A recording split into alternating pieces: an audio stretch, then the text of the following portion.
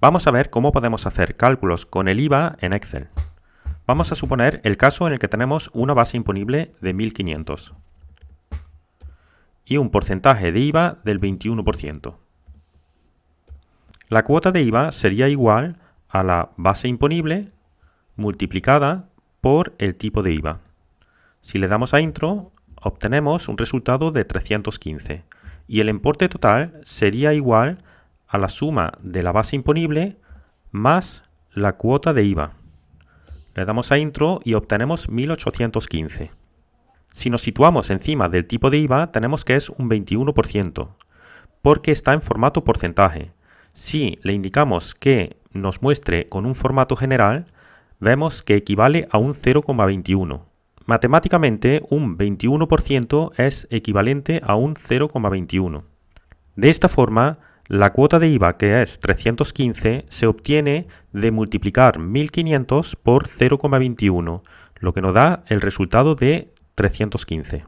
De idéntica forma, para obtener el importe total, los cálculos que se realizan son la base imponible, que sería 1.500, más 1.500 por 0,21, que sería la cuota de IVA, nos da el resultado total.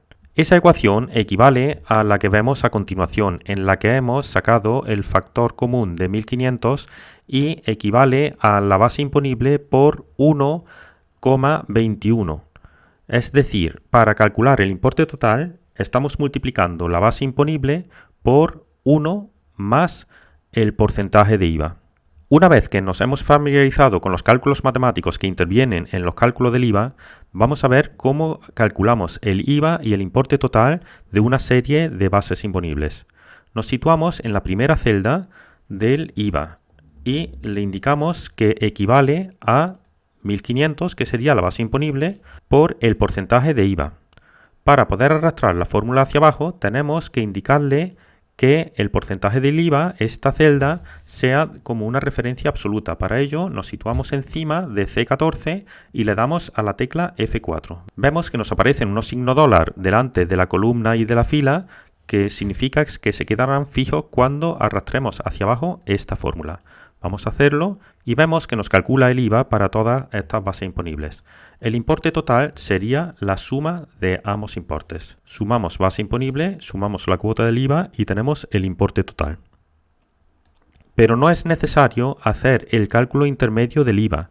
También podemos hacer el cálculo directamente y pasar de tener la base imponible a conocer el importe total.